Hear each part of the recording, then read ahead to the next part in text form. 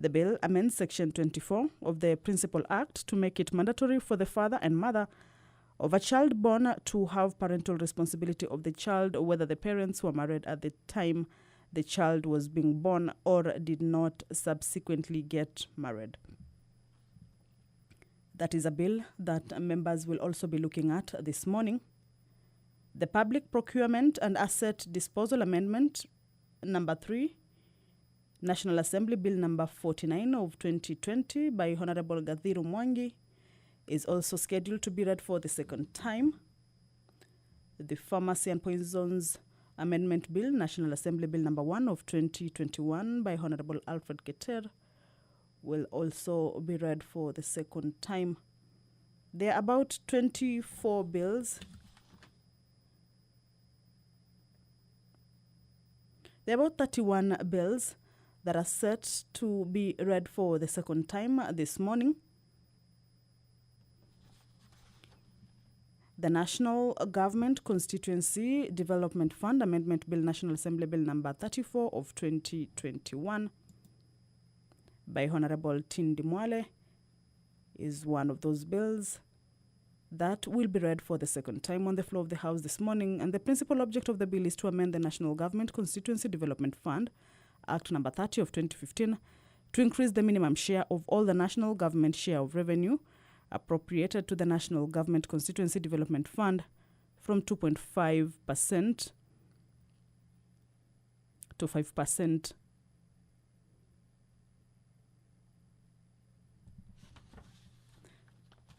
Pursuant to provisions of Standing Order 42A, subsection 5, a number of members will be asking a few questions before specified committees. Honorable Kasim Tandaza, as well as Honorable Zuleika Hassan, are listed in this particular segment where they will be posing a number of questions. Kasim Tandaza will be asking the Teacher Service Commission a few questions. The Deputy Speaker of the National Assembly, Honorable Moses Cheboy, has stepped into the chambers. He will be overseeing this morning's sitting. I will now hand you over for the live broadcast brought to you by Parliamentary Broadcasting Unit in cooperation with KEBC. My name is Kamche Menza. Enjoy the viewing. Wajumbe, tuombe. Ewe Mwenyezi Mungu, ambaye kwa hekima na wema wako umeteua nyadhifa za viongozi na mabunge kwa ustawi wa jamii na utawala wa haki wa wanadamu, tukusihi tutazame kwa neema nyingi sisi watumishi wako ambao umeridhika kutuita ili tutekeleze shughuli muhimu za jamhuri hii yetu. Tunakuomba ututeremshie baraka zako sisi tuliokutanika hapa, na utujalie tuyatende na kufikiria mambo yote yatakayofikisha mbele yetu kwa njia ya haki na uaminifu, ili utukufu na sifa zako ziendelezwe, na ili kustawisha amani, fanisi na heri ya nchi hii yetu na wale ambao haja zao umezikabidhi mikononi mwetu. Amen.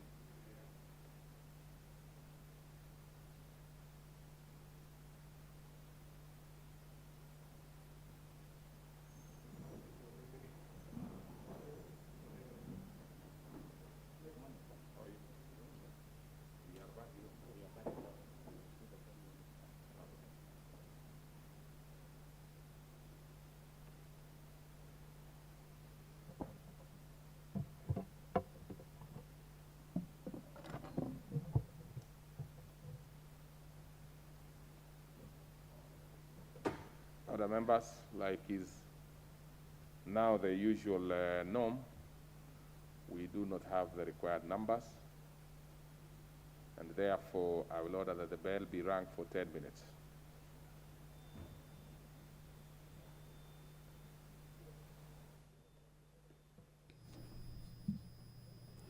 Deputy Speaker of the National Assembly, Honorable Moses Cheboy, has just ordered that the quorum bell be rung for 10 minutes to allow members get into the chambers for the House to attain its requisite quorum for the business of the House to start at the commencement of the House business.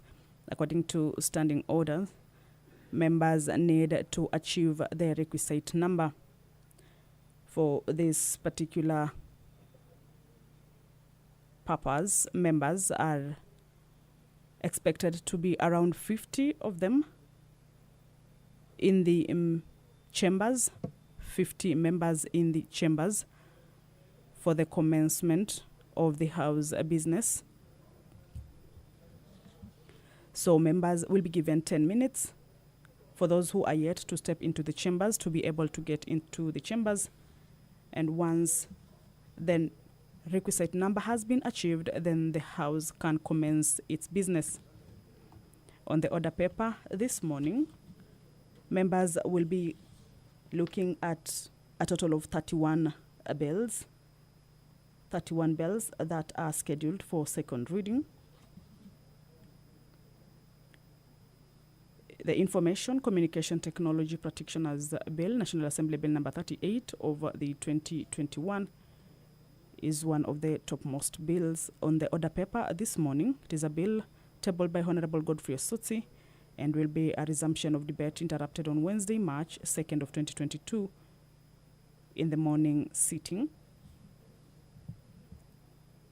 The Criminal Procedure Code Amendment Bill, National Assembly Bill number 41 of 2020 by Honorable Nelson Koech will also be read for the second time. And the principal object of this bill is to amend the Criminal Procedure Code, Cap 75, to make provision for the mandatory execution of bond for offences other than murder, treason, robbery with violence, and attempted robbery with violence for persons arrested without warrant. The current provision makes it discretionary for officers to issue bond, and which discretion is subject to abuse.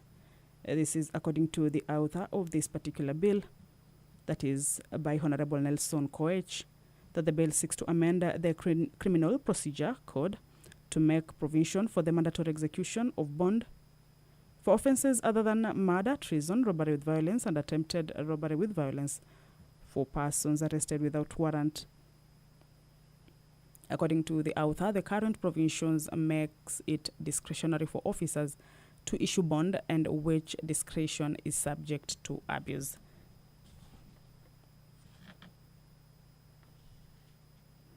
Members are slowly trickling in.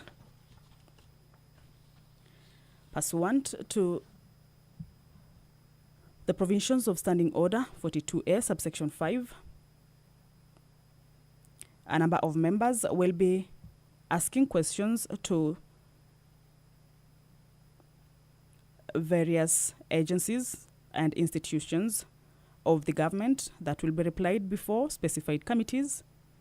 This morning, the member for Matuga, Honorable Kasim Tandaza, will be asking Teacher Service Commission to explain the status of remittances of pension to the Pension Department with respect to late Juma Abdallah Mdigo, who served as a teacher under commission from 5th May 1983 to 1st July 2009. The member for Matuga, Kasim Tandaza, will also be seeking to get information from TSC on when will the commission remit the said dues, considering that all the necessary documents for processing of the payments were submitted in 2016 and resubmitted in January 2022. Again, he will be seeking the TSC to tell what action the commission is taking to streamline processing and remittance of retired teachers' pensions in order to stop inordinate delays in the payments of the said funds and cut down on attendant costs incurred by pensioners or their beneficiaries in pursuit of their remittances. These questions will be replied by, or rather these questions are written for reply by the Teachers Service Commission. The member for Kwale County, Honorable Zuleika Hassan, will be asking the Cabinet Secretary for Tourism and Wildlife to provide a list of all snake bites cases reported in Kinango constituency, Kwale County. Also, asking the Cabinet Secretary to state the timelines within which the family of the late May Juma Chone, who was a resident of Kinango constituency, will be compensated for the loss of life as a result of snake bite in 2017. These questions will be replied before the Departmental Committee on Environment and Natural Resources. Currently, the quorum bell is underway. This is to allow members to get into the chambers for the commencement of the House business this morning. 50 members are expected to make the House achieve its requisite number to commence its business. And the Deputy Speaker of the National Assembly, Honorable Moses Cheboy, has ordered that the bell be rung for members who are not yet in the chambers to make their way into the chambers to allow the House pick up on its business.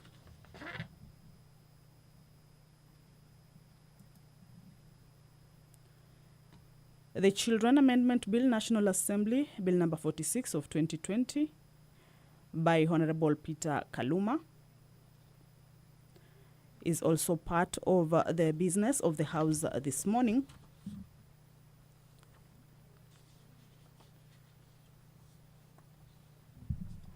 And the principal object of this bill is to amend the Children Act number 8 of 2001 to be in conformity with the Constitution. The bill seeks to vest equal responsibility for parental care and protection of a child in both the mother and the father, whether they are married to each other or not.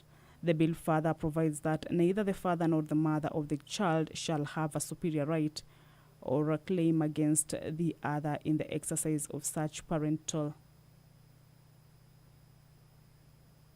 responsibility.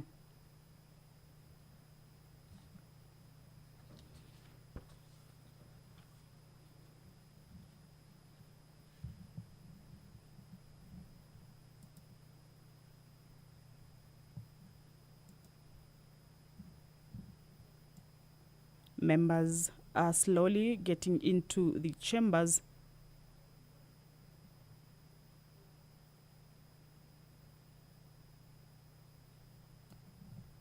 For the House to start its business.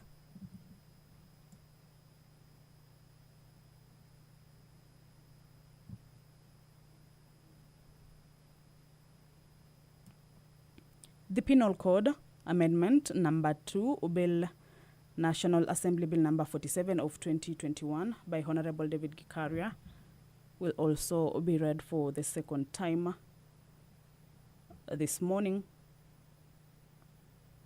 There is also the Penal Code Amendment Bill, National Assembly Bill number 40 of 2021. This one is by Honorable Nimrod Ambai, also lined up for debate on the floor of the House this morning. We still do not have the required numbers, so I add an extra 5 minutes to see if we could raise the numbers.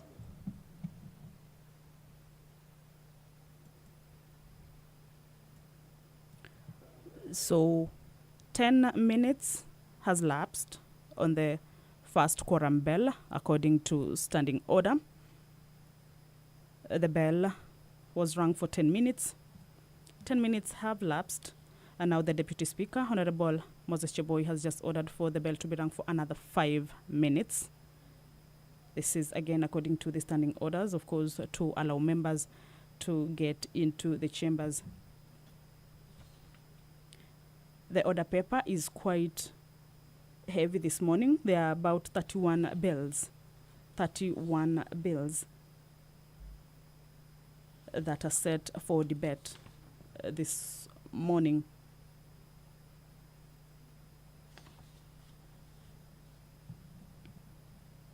The Poverty Eradication Authority Bill, National Assembly Bill number 13 of 2020.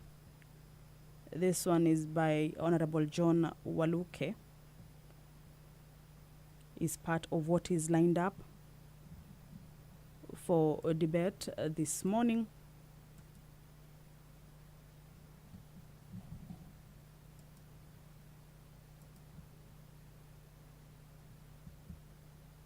the National Government Constituency Development Fund Amendment Bill, National Assembly Bill number 34 of 2021 by Honorable Tindi Mwale,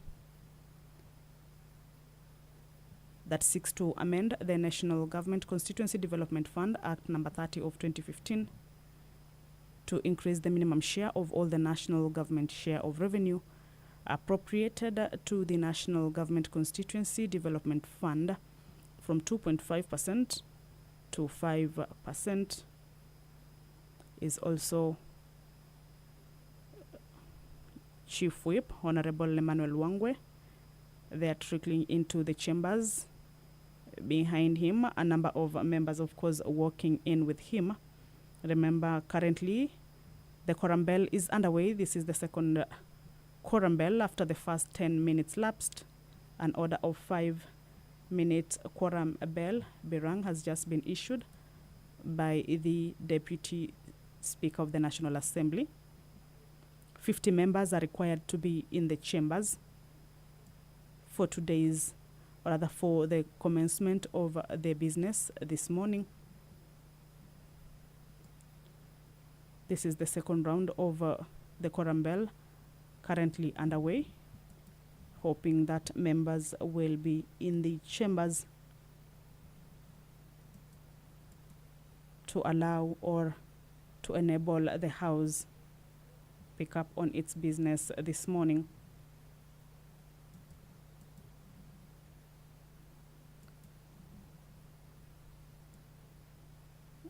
Members are getting into the chambers for the House to start its business. This is according to the standing orders.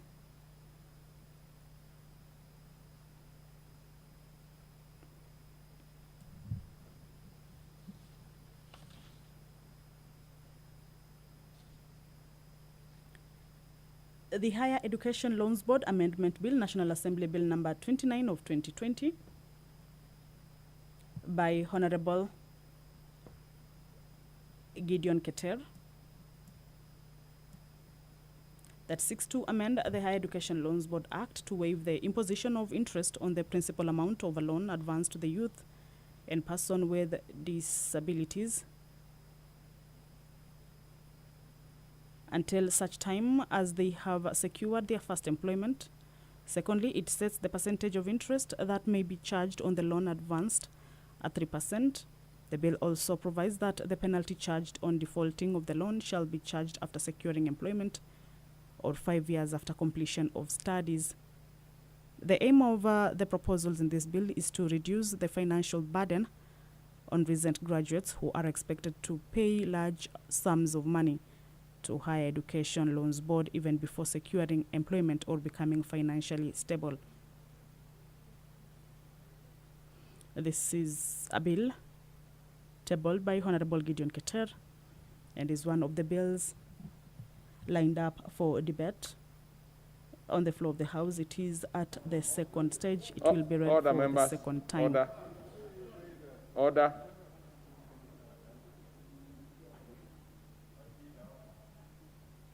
Order, members. I have given 10 minutes that we ask members from wherever they are to come to chamber. We, at this point in time, have 39 of us, and of course the two whips are out, waiting to come in. So even if they were to come back, we'll be 41. So what that means is that we do not have quorum even after having given the extra 5 minutes. So, honorable members, I will do what is necessary, because I have given the 10 minutes. If you look at your standing order number 34, I have given 10 minutes. I have given another 5 minutes, and we are now 41. So I will do what I am supposed to do. Order, members, which is at time being 9:50 a.m. This House will stand adjourned till Wednesday, this afternoon, the 23rd March 2022 at 2:30 p.m.